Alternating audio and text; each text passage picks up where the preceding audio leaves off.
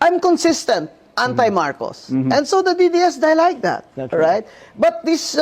I think for everyone, consistency, Yeah, but consistency and everything is, but these very mga important. makikitid na mga tao kasi, you know, they have small minds eh. You know, hanggang dun lang sila eh. Black or white. Alam nyo, ay hindi kayo mananalo pag ganyan lagi iniisip nyo. And you know that ako ay basta anti-Marcos ako kasi nakita ko na, lalo na ngayon after 3 years, na wala talagang magandang patutunguhan. Our country is not getting, you know, progressing. It's getting worse under Bongbong Marcos. Di ba kulong? Balik kayo sa kulungan. Thank you. Di ba mga kareaksyon? Si Bongbong Marcos yung paalis na daw. Papunta na siya ng Amerika, masesar muna na kay Donald Trump.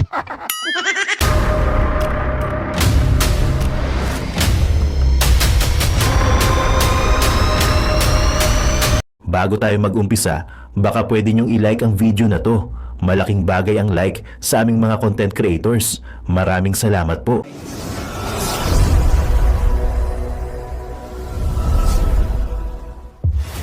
Nagsalita na po si Madam Guanzon. Alam po ba ninyo mga kareaksyon, ang mga taong matatalino, ito. Bakit sasabihin ko sa inyong matalino mga DDS? Bakit sasabihin ko sa inyong matatalino mga DDS? At dito sinasabi ni Madam Guanzon, Commissioner Guanzon, na hindi mananalo ang Pinklawan tsaka Dilawan kapag hindi nagbago ang kanilang mga elitistang pag-iisip. Yung feeling nila sila lang ang matatalino. Dito ipapaliwanag ni Madam Rowena Guanzon. Ipapaliwanag po ni Madam Rowena Guanzon dito na kung bakit ang mga DDS ay matatalino pero hindi sila mayabang. Hindi katulad ng mga Pinklawan, Dilawan, except si Madam Rowena Guanzon na masyadong mataas ang tingin nila sa mga sarili. Akala nila sila ay matatalino, ay alta sa syudad, alam nila lahat. Mga walang paninindigan. Tingnan mo ngayon, sinong kasama nila? Isang presidenteng adiktos. Di ba mga kareaksyon? Yan ang sinasabi natin dito. Ganito po mag-isip ang isang taong merong utak. Siya po ay anti-Marcos from the beginning. Ang maraming mga nabudol na DDS ay nag-Marcos sila dahil kay BP Sara. At nung nakita nila ang kabuktutan at bulok na paraan ng pangungobyerno ng bangag na administrasyon, ay talagang kumalas sila. Kaya naman bilib na bilib sila. Ako bilib po ako kay Madam Rowena Guanzon. Kasi po mga kareaksyon, hindi po siya nagbago. Naging consistent po ang kanyang standing. Naging consistent ang kanyang principles. Anti-Marcos from the beginning, anti-Marcos till the end. Dito po mga kareaksyon, ipapaliwanag niya. Makinig po kayo, mga Pinklawan kayo, makinig kayo. Hindi porket Pinklawan, Dilawan, ang mga DDS kapag nakita nila na sa tama at nasa katuwiran ng isang tao ay talagang susuportahan. Hindi yung, tignan mo si Trilileng, tignan mo yung mga ibang Pinklawan, Dilawan ngayon, himod sa wetpacks ni Bangag. Tignan mo si Clearling. Di ba Pinklawan yung Clearling na yan? Ngayon bakit himod siya? Kasi bakit? Pera. Ito mga kareaksyon, pakinggan po natin, sabay-sabay po tayo mag-react. At pag-usapan din natin dito mga kareaksyon na itong Madam Saba, Leila de Lima, the lover girl. Si Leila de Lima, the lover girl, driver and security lover girl. Ito mga kareaksyon, makukulong na naman yan. Kasi tapos na siyang ginamit ng mga bangag na administrasyon. Kulong, balik sa kulungan, tapos ka na. gamit ka na, di ba? Ayaw mo na sabihin, losyang ka na, wag naman ganun. Ito pa pa po natin, Kayo naging DDS. Hindi po ako DDS. Kampig po ako, di ba? Bakit po kayo naging DDS? Hindi po ako DDS. Kakampig po ako, di ba? I'm really left of center. So yung mga DDS, they're originally pro-Duterte. Alright? And then they represent Duterte's principles, right? So, hindi po ako DDS. Kaya lang, love ako ng mga DDS, di ba? It doesn't make me DDS kung if they like me, di ba? And they vote for me That's right, or that's they comment, ganyan. Kasi ako, I'm really left of center. Ever since high school, di ba? I was in UP. Barkada ko yung si Lisa Masa ng Gabriela, okay, di ba? yeah. My political ideological beliefs are different, no? I'm ate ng West Philippine Sea, di ba? I okay. stand for Yun na for yun. that UN arbitral ruling, di ba? I do not like the incursion of China, di ba? And well, Digong represents a friendly stance to China, With China. di ba? And Right. so that's what the DDS represent. But to my pleasant surprise, I've been to Cebu and Davao. Yung mga DDS are very, ni-welcome nila ang mga taong hindi DDS. Okay. So, para sa kanila, So they're balanced, more balanced there. yeah, because I also deal with professionals. Yeah. I don't really talk to, di ba, hindi, it's okay. Yeah, but, I don't really go out and, Right. in a foreign country, like Davao. I don't Right. really go out there. And I get to meet people in groups and they're mostly professionals. So, mali po yung yung tingin nyo na DDS ako kasi hindi ko binabanatan si Sara Duterte. Pero Yan, you okay. have to appreciate that I'm really consistent. Anti-Marcos po talaga ako. Yun! Yun ang sinasabi natin yan. Kaya naman minahal siya ng mga DDS. Kasi po mga reaksyon, pag ikaw ay pag-ganon-ganon, anti-Marcos, pro-Marcos, di ba yung mga puta? Pasensya na po kayo ha. Itong mga mainstream media na to, nung panahon ng election, di ba? Never again, anti-Marcos sa mga walang hiya. Dahil sila siguro nabusala ng kanilang mga bulsa, mga di ba mga karya? Ngayon pro-Marcos sila. O di ba tahimik? O di ba? Yung mga yung mga oligarko, di ba? Yung mga may-ari ng mga malalaking kumpanya sa Pilipinas, tahimik. Yung mga mainstream media na no to Marcos, never again, never again. Di ba noon talaga, ganun sila, pero ngayon, kaya naman, inaangahan ng mga Duterte supporter, itong si Madam Rowena Guanzon. Okay, correction lang Madam Rowena Guanzon ha. Sa atin talaga ang West Philippine Sea. Sa atin ang Spratly Island. Sa atin ang Kalayaan. Sa atin yun, Madam Rowena ha. Hindi kami pro-China. Pro-peace kami. Hindi natin pwedeng girain ng China, by the way. Pro-Philippines kami, hindi kami pro-China. Pero pro-peace din kami. Hindi ibig sabihin na nakikipagkaibigan tayo sa China ay pumapayag na tayo sakupin tayo ng China. Magkaibang sitwasyon yun. Nakikipagkaibigan tayo sa kanila, pero at the same time, meron silang claim, meron din tayong claim. Sinasabi nila sa kanila yon. Sinasabi din natin sa atin yun. Liliwanagin ko lang yun ha. Madam Rowena Guanzon ha. May claim sila, may claim tayo. Mali tayo sa mata nila, mali sila sa mata natin. Pero never ang mga DDS na naging pro-China, Madam Rowena. Pero bilib na bilib kami dyan kasi kahit pinglawan yan, meron siyang understanding. Malawak ang kanyang brainwave. Wavelength, brainwavelength.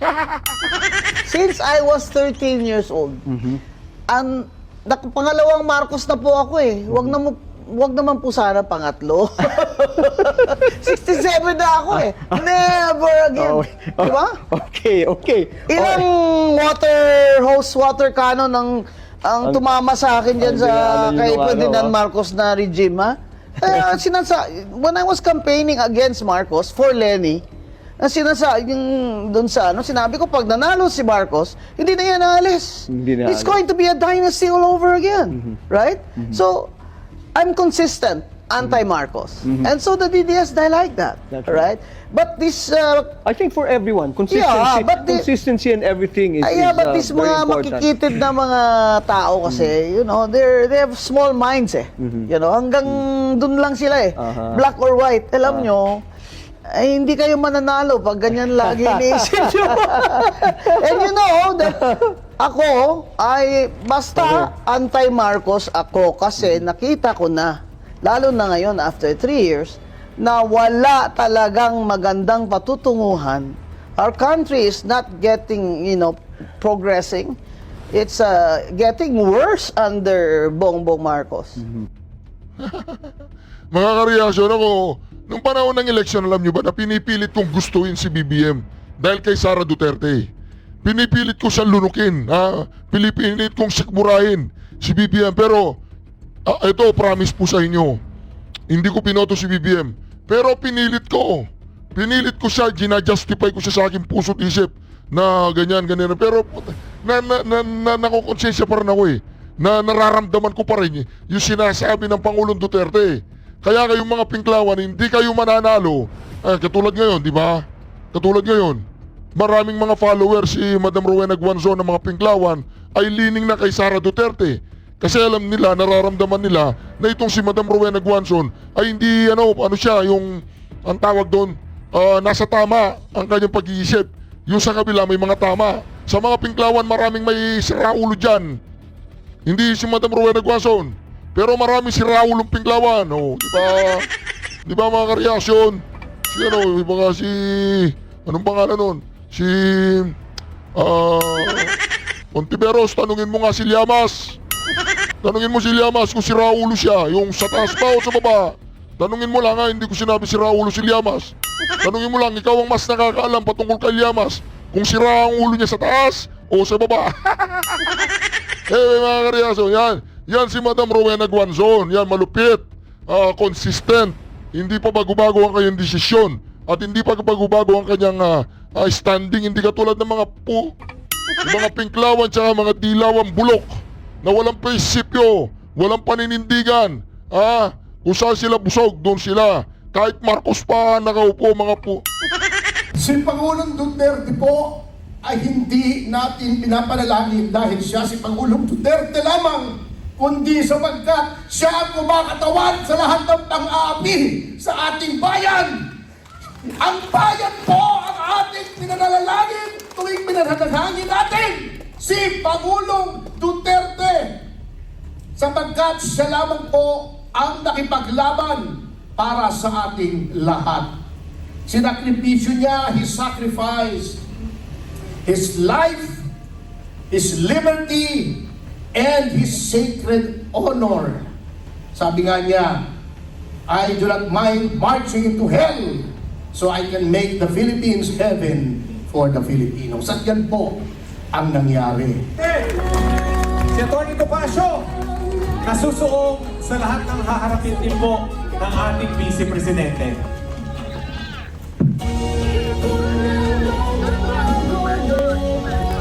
Hihira ka naman para naling sinabi mong maliit ako.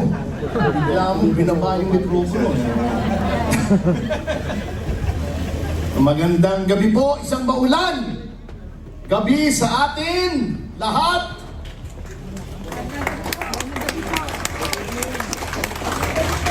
Sa kabila ng bagyo hindi lamang sa ating panahon, kundi bagyo na dumapo sa ating bayan mula nang nahalal sa pagiging Pangulo si Ferdinand Marcos Jr. Alam niyo po, hindi na ako magpapakahaba, marami pang magsasalita. Meron akong isang kaibigan, hindi siya kapanalig natin sa pananampalataya sa politika. Sabi niya, bakit ba panalangin kayong bumalik si Pangulong Duterte? Parang personality cult yung ginagawa ninyo. Sabi ko, hindi po kami nananalangin lamang para kay Pangulong Duterte. Nananalangin po kami sa bayan sapagkat ang ginagawa po kay Pangulong Duterte ang ginagawa sa pinakamaliit na mamamayan dito sa Pilipinas. Nilalabag ang mga karapatang pantao, binabastos, niyuyurakan, tinatawanan, inaalipusta na parang yung mga namumuno lamang ang may karapatan at may talino para mamuno dito sa atin. Kung napanood niyo po yung pelikulang Moises Padilla ni Leopoldo Salcedo, may eksena po roon na Siya po ay nakabitin sa kisame. Puro latay, duguan, pasa ang kanyang katawan. May lumapit na bata sa kanya. Pinainom siya ng tubig. Sabi niya, "Anak, tingnan mo ako. Ito ang iyong bayang naghihirap. Si Pangulong Duterte po ay hindi natin pinapanalangin dahil siya si Pangulong Duterte lamang, kundi sapagkat siya ang kumakatawan sa lahat ng pang-aapi sa ating bayan. Ang bayan po ang ating pinanalalangin tuwing pinanalangin natin si Pangulong Duterte, sapagkat siya lamang po ang nakipaglaban para sa ating lahat. Sinakripisyo niya, He sacrificed His life, His liberty, and His sacred honor. Sabi nga niya, "I do not mind marching into hell so I can make the Philippines heaven for the Filipinos." At yan po ang nangyari. Kaya maraming salamat po na narito po tayo. At thank you sa ating MC, Greco, nandiyan ka pala. Maraming salamat ang aking boss sa communication sa PDP, si Attorney Raul Ambino. Nakita ko rin ng ating kaibigang si Councilor Bong Tolentino nasa Masibong. O yan ang Tolentino ang hindi traidor. Yes. Meron palang Tolentino ang hindi traidor. Yun, nangyari sa kanya, nakamote siya. Buti nga sa kanya. Ang mga nanalig, katulad nga ng sinabi, dito hindi po tayo nagpadala sa lapisang pangyarihan, sa pribilehiyo. Hindi po tayo gumaya sa kanila na habang naghihirap ang mga Pilipino ay sumasayaw sa New York. Nagkikipag-concert sa Duran-Duran. Yan ba ang tamang asta ng isang leader? Fiddling while Rome burns, parang si Nero. Kaya tama po na tayo dito sa Partido Demokratiko Pilipino ay hindi po nadadala sa mga ganyan. Tayo po ay naninindigan. Ngunit ano pong ginagawa nila? Tinatakot po tayo, dinidimanda kami, mga vloggers, mga journalist, kapag nagsasabi ng katotohanan. Tinatakot po pati ating mga senador, pati ang ating mga leader, pati padadala din daw sa Hague. Tinatakot lahat ng pangkaraniwang mamamayan. Ginagamit ng NBI, ang PNP, lahat ng ahensya ng gobyerno ginagamit para tayong takutin. Ngunit, huwag po tayong matakot, mga kasama. Huwag na huwag. Sapagkat pag natakot tayo, panalo na po sila. Huwag po natin hahayaan na sila ay manalo. Kita nyo yung ginawa ng eleksyon kay Pe, kay Jimmy, kay JB, kay Raul. Dinaya po. Kita nyo. Ang sinasabi ng mga iba na merong nasa pagitan ng transparency server na hindi mo malaman kung anong manipulasyon ang ginawa sa ating mga boto. Sabi po nila, the voice of the people is the voice of God. Therefore, kung ikaw ay hindi mo pinalabas ang boses ng mga tao, ng boses ng Diyos, ikaw ay demonyo. Kaya sila po ay mga demonyo. Tayo po ang mga anghel na kailangan talunin sila. Kaya sa pagtatapos, mga kasama, katulad ng sinabi ko, ang kalaban lamang po natin dito ay takot. Ngunit huwag tayo matakot, huwag tayo patatakot sa kanila. Sa kabila ng kanilang kapangyarihan, sa kanilang military, sa kanilang mga pulis, sa kanilang NBI, sa kanilang lahat ng ehensya ng gobyerno, tayo, taong bayan, tayo ang may tunay na kapangyarihan sa isang demokrasya. Kaya bilang pagtatapos ay nais ko po lamang basahin ang isang talata po sa Biblia mula po kay Propetang Isayas, na ito lang po ang ating ilalagay sa ating isipan tuwing tayo po ay nagdududa, tuwing tayo ay tinatakot, tuwing tayo ay kinakabahan. Ito po ay pangako ng Panginoon sa kanyang mga lingkod, sa mga banal na taong lumalaban sa kasamaan. Ito ang sabi ng propetang Isayas na tagubilin ng ating Panginoon. Huwag tumahimik kayo at makinig. Tayo ay nasa malayong lupain. Sabi niya, parang pong nangyayari dito sa atin. Parang napakalayo na natin sa tunay na Pilipinas noong panahon ni Pangulong Duterte. Ngunit, sabi ng Panginoong Diyos, huwag kang matakot. Dapat pakinggan ito ni Secretary Remulla. Mamamatay ang sino mang lumaban sa inyo. Hindi ako nagsasabi nito, ha? Hahanapin ninyo sila, ngunit hindi makikita. Mawawala na sila ng lubusan dito sa lupa. Ako si Yahweh na iyong Diyos ang magpapalakas sa iyo. Ako ang nagsasabi, huwag kayong matakot at tutulungan ko kayo. Kaya aanyayahan ko po sana kayong lahat na tumayo at manalangin. Narito po kami ngayon upang idalangin hindi lamang ang aming mahal na presidente, si Rodrigo Roa Duterte, ngunit ipanalangin na rin po ang aming bayan. Ang aming bayan po ay nasasadlak sa hirap, sa pang-aapi ng mga nasa kapangyarihan, sa pagyurak ng aming mga karapatan. Sa lahat po ng ito, kami po ay nananalig na hindi na po magtatagal ang dalamhati at hilahil na ito, Ama.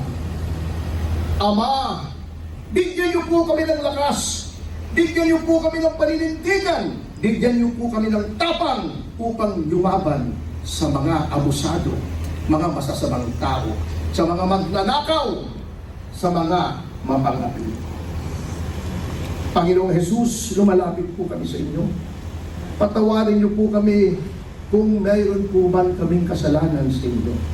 Kapag kami po ay lumalabas ng aming mga tahanan upang makibaka sa kasamaan, bantayan niyo po ang aming sambahayan. Huwag niyo kaming papayag na may mangyaring masamang sakuna sa aming mga kabahayan, sa aming sambahayan.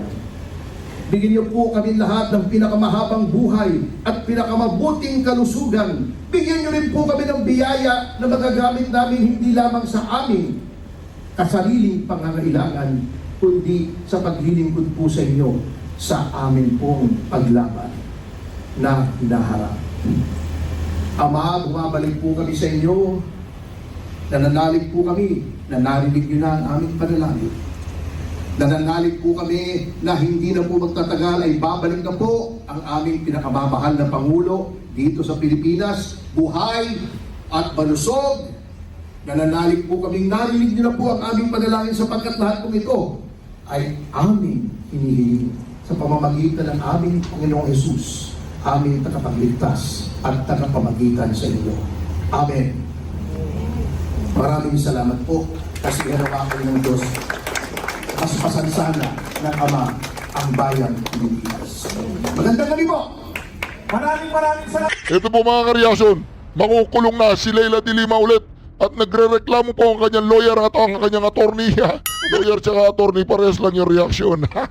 Ito na po, pakinggan po natin ang kanyang attorney pasway-sway.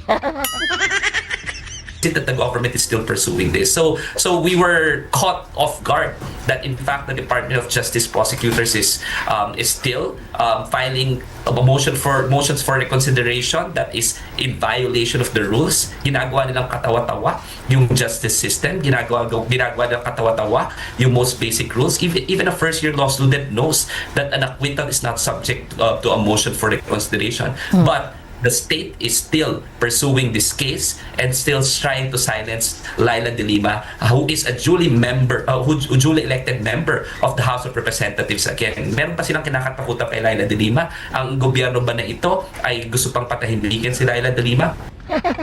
Di ba ang gobyernong ito ang tumulong kay Leila de Lima? Bakit ngayon ang gobyernong ito para yata gustong makulong na naman si Leila de Lima? Dahil matapos na siyang gamitin siya. Di ba mga kareaksyon? O, sino ba nakaupong gobyerno ngayon? Si Marcos. O hindi na Duterte yan ha. Huwag niyo sasabihin Duterte na naman ang gusto magpakulong kay Leila de Lima. Oo, kasi hindi nila pwedeng pasinungalingan na si Leila de Lima ay di umano talagang nakinabang. Nung siya ay DOJ, nakinabang siya sa drug trade. Nagtataka naman ako mga ka-reaction. Bakit pag DOJ ka ay nababahiran yung sarili mo, yung pangalan mo patungkol sa droga katulad ni Remula, di ba? Oo, nasangkot yung anak niya, di umano hindi totoo yun. Anak ni Remula nasangkot sa droga. DOJ secretary. Si Leila de Lima, DOJ secretary nasangkot sa droga. Lahat na lang yata ng mga nagiging DOJ secretary mga kareaksyon ay nasasangkot sa droga. Ang DOJ secretary ba ay malapit sa droga? O di ba, kulong? Balik kayo sa kulungan. Thank you. Di ba mga kareaksyon? Si Bongbong Marcos yung paalis na daw. Papunta na siya ng Amerika, masesar muna na kay Donald Trump. Ipunin daw ang tubig, ma'am. Sabi ni BBM, magamit sa tagtuyo. Ipunin daw ang tubig. Yes, ma'am. Gamit ang tubig sa tagtuyo. Yes, ma'am. Ipunin daw ang ulan. Ipunin. Hindi makapaniwala si BP Sara sa narinig niya. Si BBM gusto niyang ipunin ng tubig para... Hindi makapaniwala mga kareaksyon sa narinig ni BP Sara Duterte. Oy BP Sara, ang presidente mo ay mga... Ipunin ang ulan. Ilagay sa panglimang. Ilagay sa panglimang. Ay, di yan ang bangag talaga. Correct. No? Sa ulan mo. Grabe Ilagay ka sa pangli. Diba? Grabe ka bugo. Gamitin sa tagtuyo. Asa ng 5,500 control projects? Hindi na nakapagsalita si BP Sara sa kanyang speech. Huwag ka kasi makinig sa mga audience, ma'am. Kapag may speech ka, mag-speech ka. Kapag question and answer, mag-question and answer ka. Dahil maririnig mo, ipunin ng tubig, ma'am, ha? Sinabi niya yun, oo, sinabi niya yun. Meron po tayong magagawa. Imbis na bumaha tuwing tag-ulan, ang gagawin natin ay iipunin natin ang tubig para mapakinabangan sa panahon ng tagtuyo. Walang yaka Bongbong Marcos.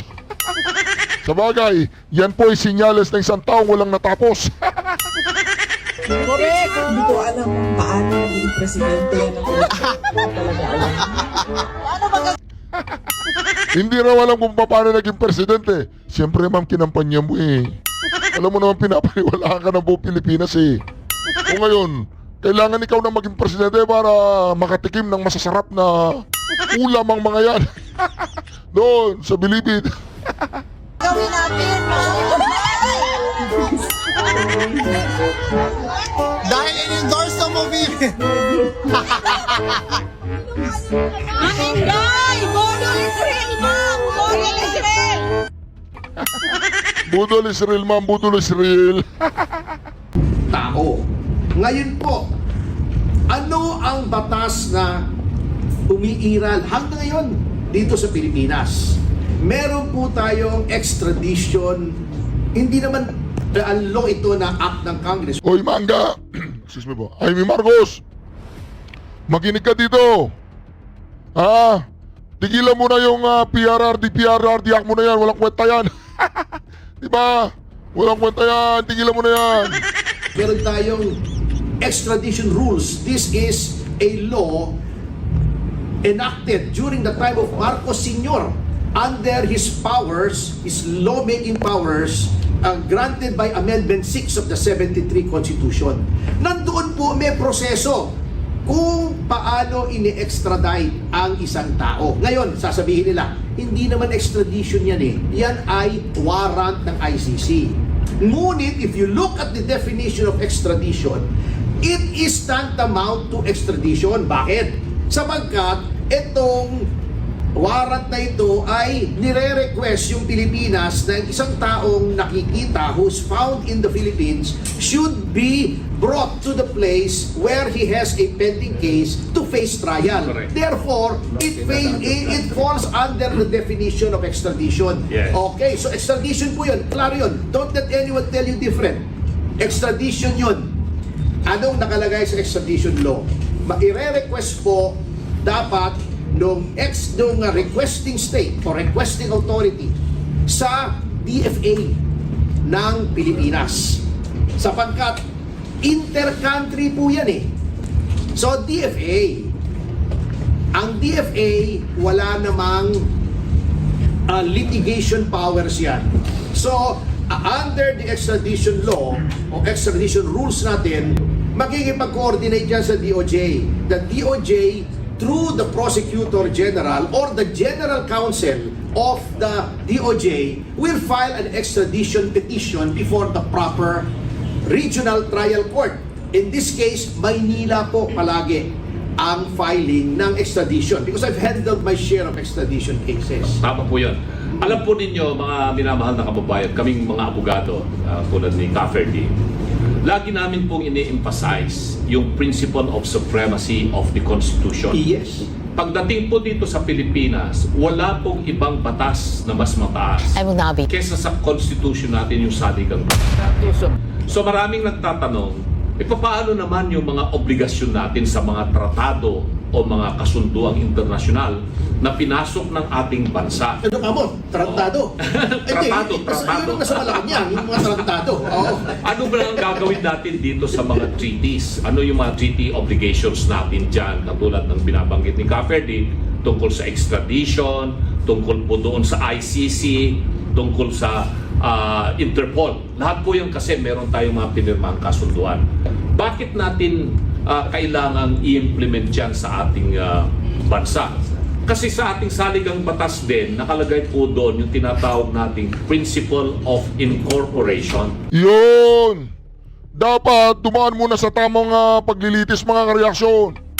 O ito, pakinggan muna natin dito si Atty. Topacio ang kanyang speech. Heto na mga kareaksyon.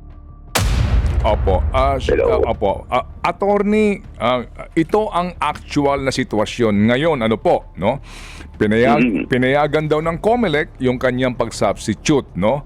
Opo, mamaya babalikan natin yung issue niyan para hingin din po ang inyong opinion. So, assuming po na siya'y makakaupo sa 20th Congress, sino ang merong personalidad at saan siya muna dapat dumulog para questionin po itong pangyayaring ito?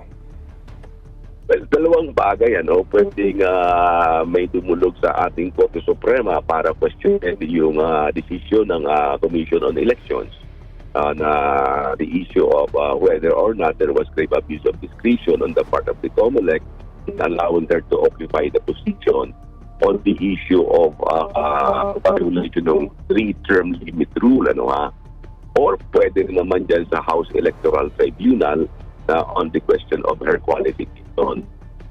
So, dalawang bagay yan. Basta't ang usapan po dyan mga kareaksyon makakaupo ka? Makakaupo ka kahit na nakatatlong term ka na. Ako, iba talaga ang sitwasyon ngayon. Si Pacquiao, congratulations sir ha. O yung COMELEC na nanawagan kami, pakideklara nga si Pacquiao. Sa ibang balita, nasa Amerika na si Pangulong Bongbong Marcos para sa pulong nila ni US President Donald Trump.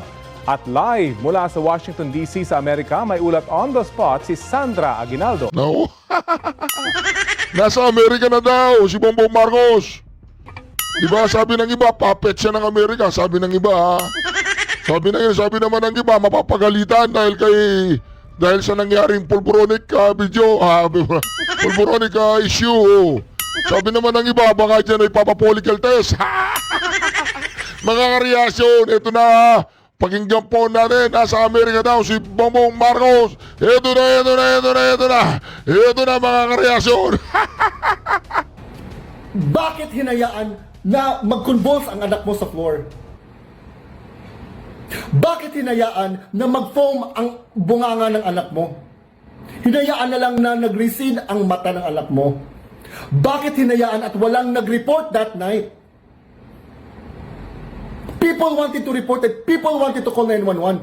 But Lisa Tanas herself in the same room said that just leave him alone because those are normal effects of pulburon. Why are you not mad about that? You should be asking these questions instead of defending Lisa Tanas. Again, Miss Nina Tantoco, At yun na nga mga kababayan, ano na ang masasabi mo? Kung mayroon kayong hinaing at komento patungkol sa balitang ito, please comment down below. Pag-uusapan natin yan sa comment section. At kung nagustuhan nyo ang video, ay huwag kalimutang mag-like at i-share na din para mas marami pang makaalam at umabot ito sa marami sa ating mga kababayan. Maraming salamat po.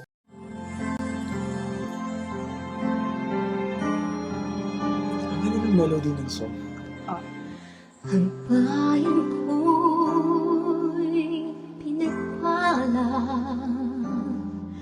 pagkat sa amin pinigay ang isang biyaya. Biyaya nga mag-ahon sa hirap at dilim ng kahapon at sa bawat Pilipino'y magtatanggol sa bayan ko dati laganap pang-api at tusa sa aming mga mahihirap. Ngunit ikaw ay dumating, sagot sa aming mga dalangin. Muli kaming babangon, mabuhay ka Tatay Digong.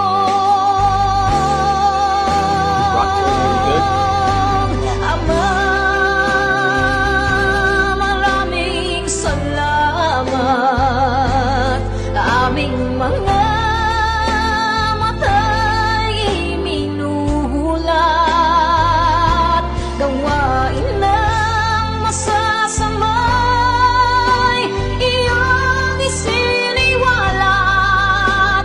Ikaw lang ang pag-asa naming lahat.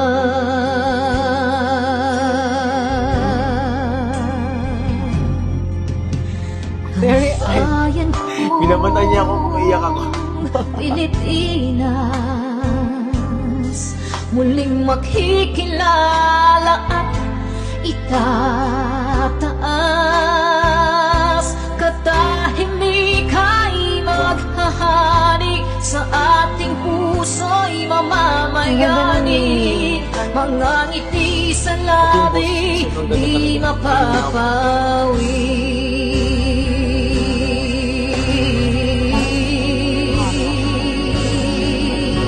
Breathing though. Mabuhay ka, Tatay Digong, maraming salamat. Ang malasakit sa Pilipino ay walang kasing tapat. Ika'y paglalaban ng iyong mga anak. Tunay kang biyaya sa bansang Pilipinas.